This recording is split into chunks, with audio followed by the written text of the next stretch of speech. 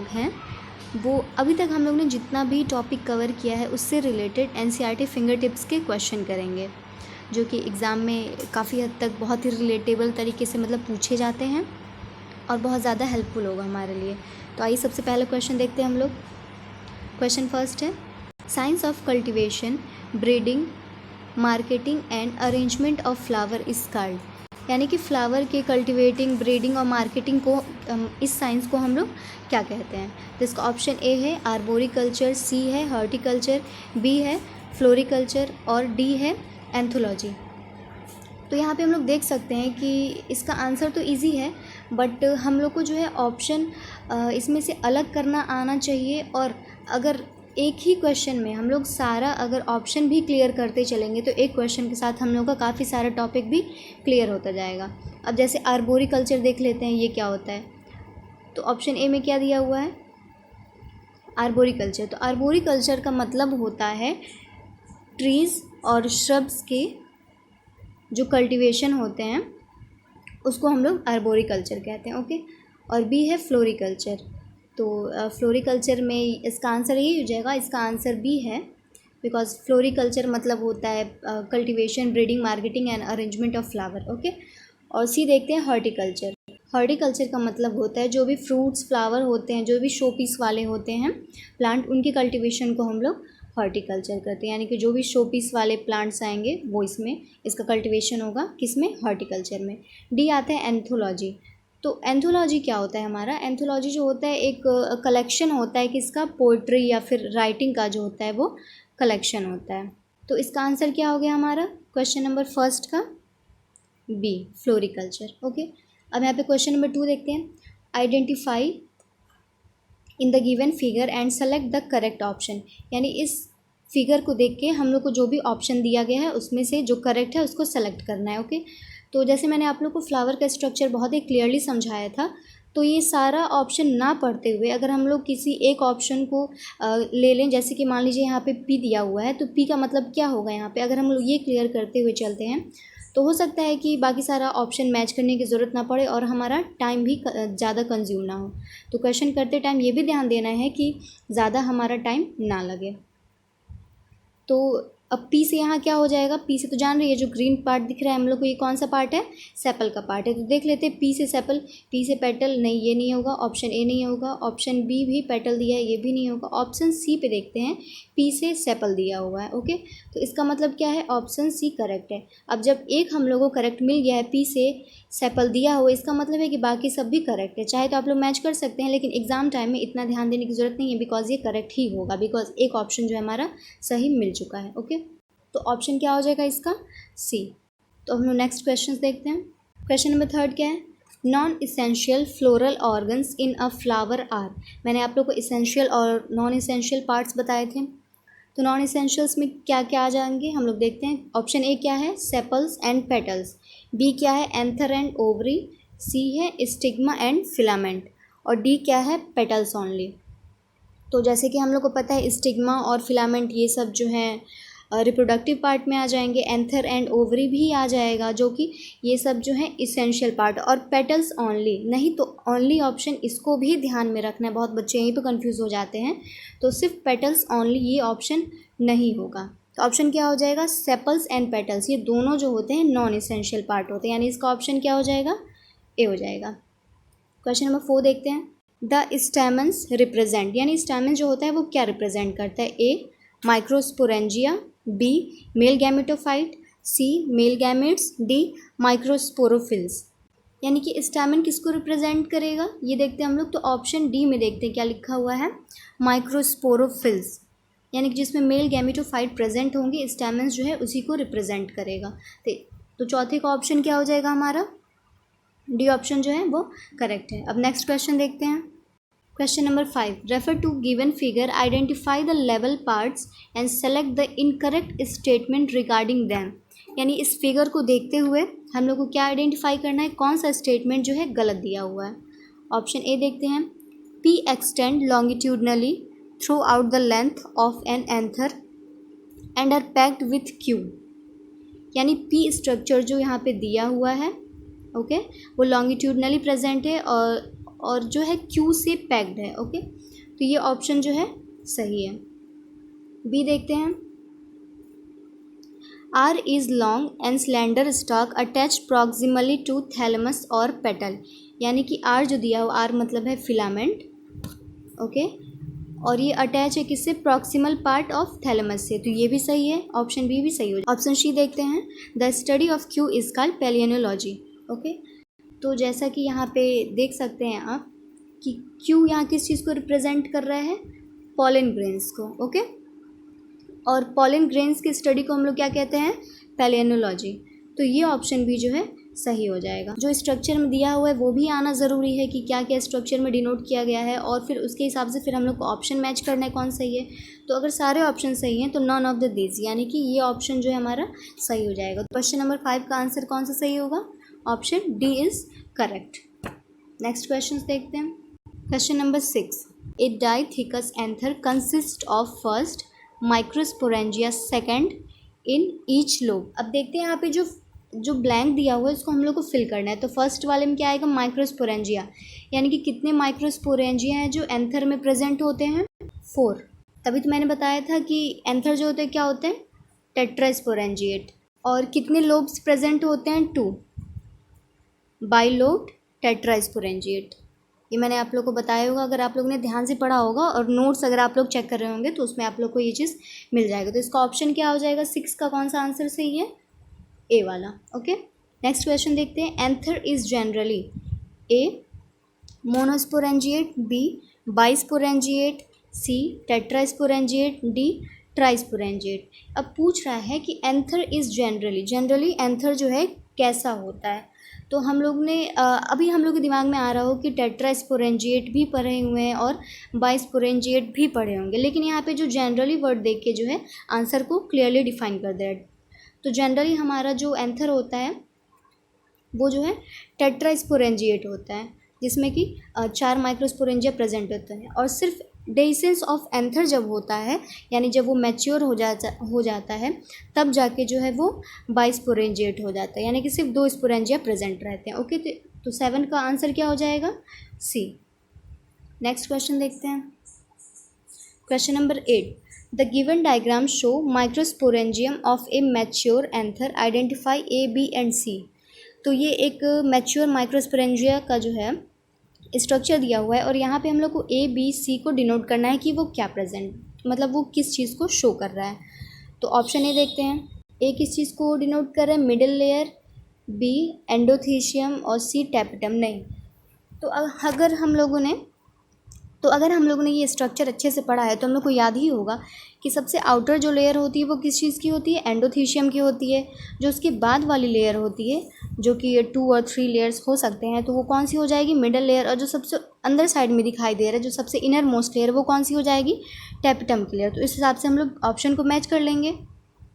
तो option C में जैसा कि हम लोग देख सकते हैं, सबसे पहला आता है एंडोथीशियम लेयर दिया हुआ है, बी पे मिडल लेयर दिया हुआ है, और सी पे टैपेटम दिया हुआ है। इसका मतलब क्या है, कौन सा ऑप्शन सही हो जाएगा, सी।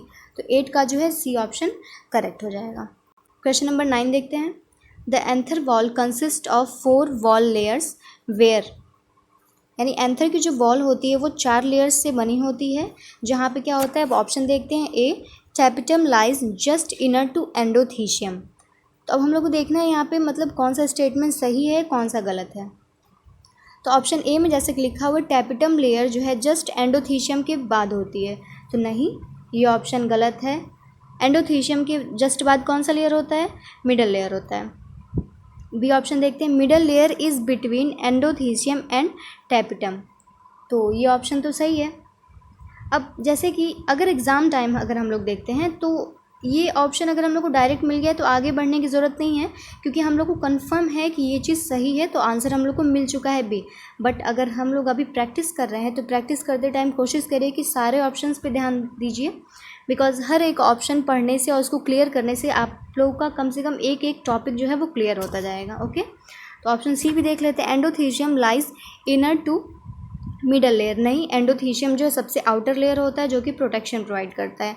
Option D tapetum lies next to epidermis, नहीं, तो एपिडर्मिस की जस्ट बाद कौन सी लेयर होती है, मिडल लेयर होती है। ओके, तो 9 का आंसर क्या हो जाएगा, बी। नेक्स्ट क्वेश्चन देखते हैं, question number 10। The function of labelled part X is, यानी कि इस डायग्राम में जो एक्स दिया हुआ है उसको हम लोग को लेवल करना है या उसका नाम हम लोग को यहाँ पे मेंशन करना है।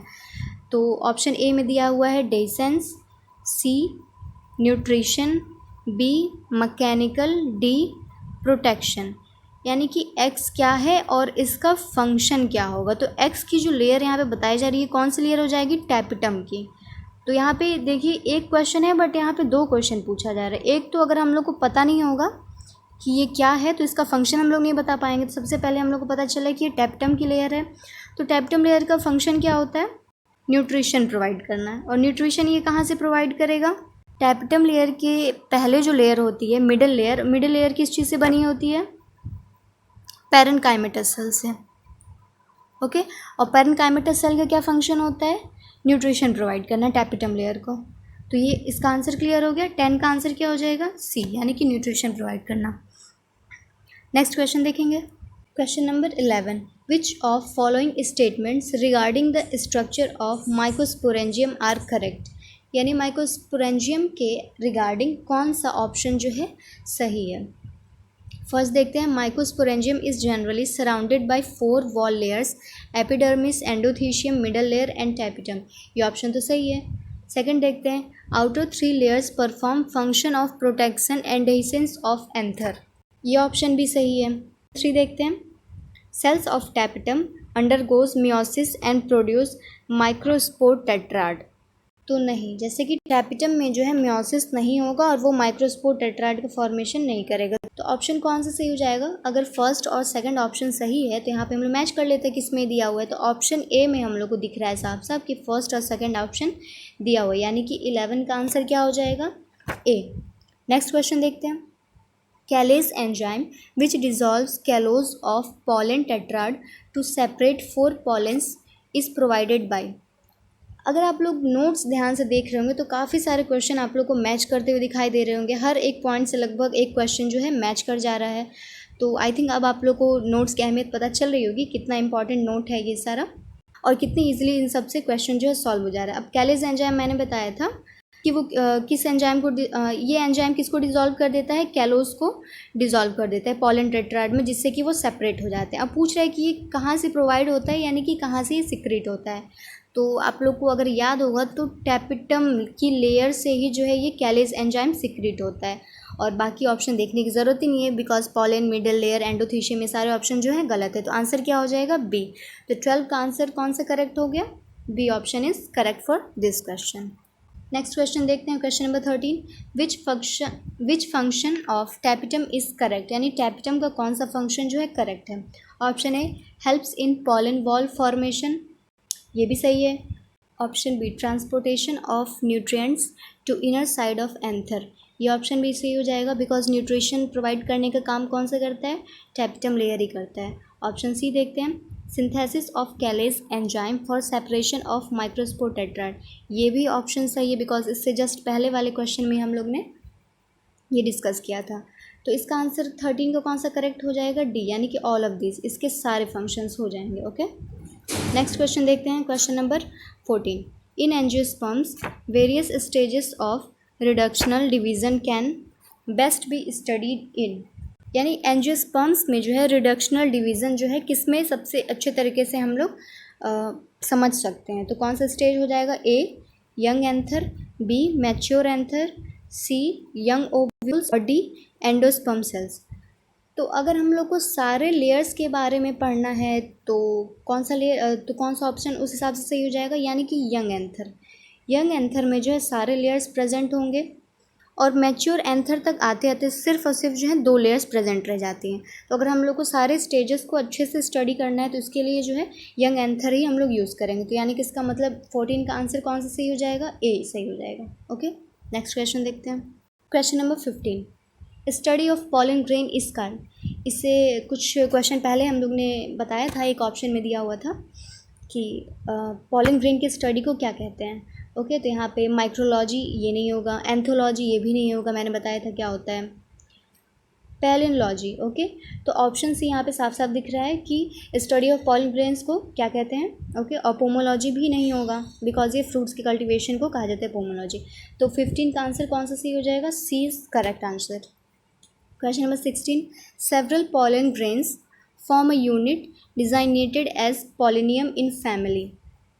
यानी कि अलग अलग जो पॉलन ग्रेन्स होते हैं वो एक टाइप का डिज़ाइन करते हैं पॉलिनियम, और वो कौन से फैमिली से बिलोंग करते हैं, एस्क्लिपेडेसी जो फैमिली होती है उससे ये सारे जो हैं बिलोंग करते हैं। तो ये थोड़ा सा याद करने वाली चीज़ है। ओके, तो इसको यहाँ पे हम लोग याद करेंगे और यहाँ पे देखते हैं कि मतलब हम लोग को एक लर्निंग पॉइंट मिल गया। एस्क्लिपेडेसी जो फैमिली होती है उससे ये सारे बिलोंग करते हैं, तो इसका आंसर क्या हो जाएगा, सी हो जाएगा। क्वेश्चन नंबर 17 देखते हैं, द गिवन फिगर रिप्रेजेंट्स, यानी कि यहाँ जो डायग्राम दिया हुआ है जो फिगर है वो क्या रिप्रेजेंट कर रहा है। Option A megaspore, B microspore, C microsporophyll है, या फिर डी माइक्रोस्पोरेंजियम है। तो अगर आप लोग ने एनसीईआरटी रीड किया होगा और अगर डायग्राम सारा अगर आप लोग को याद होगा तो ये आपको याद होना चाहिए कि क्या शो कर रहे हैं यहाँ पे, माइक्रोस्पोर को ये डायग्राम शो कर रहे हैं। यानी 17 का आंसर क्या करेक्ट हो जाएगा, B answer is correct for question number 17। तो नेक्स्ट क्वेश्चन है question number 18, how many pollen mother cells should undergo meiotic division to produce 64 pollen grains.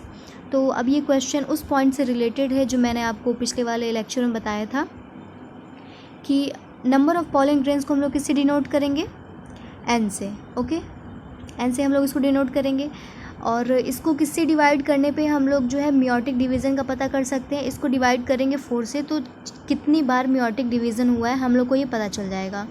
और मैंने आप लोग को ये पॉइंट बोला था रेड लाइन के ऊपर नोट करने के लिए, और उससे मैंने ये भी बताया था काफ़ी सारे क्वेश्चन सॉल्व हो जाएंगे। तो देखिए यहाँ पे डायरेक्ट क्वेश्चन ही पूछा गया इस फॉर्मूले से। तो नंबर ऑफ़ पॉलन ग्रेन्स क्या दिया हुआ है, 64। तो 64 को हम लोग 4 से डिवाइड कर देंगे तो आंसर हमारा आ जाएगा सी ऑप्शन। तो सी ऑप्शन करेक्ट है, यानी कि 16 आंसर जो हमारा क्वेश्चन 18 के लिए सही हो जाएगा। अब नेक्स्ट क्वेश्चन देखते हैं 19, how many meiotic divisions are required for the formation of 100 pollen grains. क्वेश्चन लगभग सेम है थोड़े से डिफरेंस के साथ, यानी 100 पॉलन ग्रेन्स को 100 पॉलन ग्रेन्स में कितनी बार जो मियोटिक डिवीज़न होगा, यानी इसको भी हम लोग 4 से डिवाइड करेंगे और आंसर हमारा क्या आएगा 25। तो इसका आंसर क्या हो जाएगा, सी जो है इसके लिए करेक्ट आंसर हो जाएगा। लास्ट क्वेश्चन देखते हैं, one of the most resistant biological material present in the exine of pollen grain. यानी इनमें से कौन सा ऐसा बायोलॉजिकल मटेरियल है जो सबसे ज़्यादा रेजिस्टेंस है और एग्जाइन में प्रेजेंट होता है। ऑप्शन ए है पेक्टोसेलुलोज, बी स्पोरोपोलिनिन, सी सुबेरिन, डी सेलुलोज। तो आंसर इसका क्या हो जाएगा, ऑप्शन बी, यानी कि स्पोरोपोलिनिन जो होता है वो मैंने आप लोगों को बताया था कि सबसे हार्डेस्ट नोन मटेरियल होता है किसमें, प्लांट किंगडम में। ओके, तो ये सबसे हार्डेस्ट नोन मटेरियल होने की वजह से ना इस पर टेम्परेचर, प्रेशर, कोई भी अल्कलाइन मीडियम मतलब किसी भी चीज़ का इस पर इफेक्ट नहीं पड़ेगा और इसीलिए सबसे ज़्यादा जो है ये रेजिस्टेंट प्रोवाइड करेगा। तो सारे क्वेश्चंस लगभग कंप्लीट हो चुके हैं हम लोग ने अभी तक जितना टॉपिक पढ़ा था। आई होप आप लोग को सब समझ में आया होगा। जो भी प्रॉब्लम डाउट हो आप लोग कमेंट सेक्शन में जाके बता सकते हैं। Okay guys, thank you, keep it up.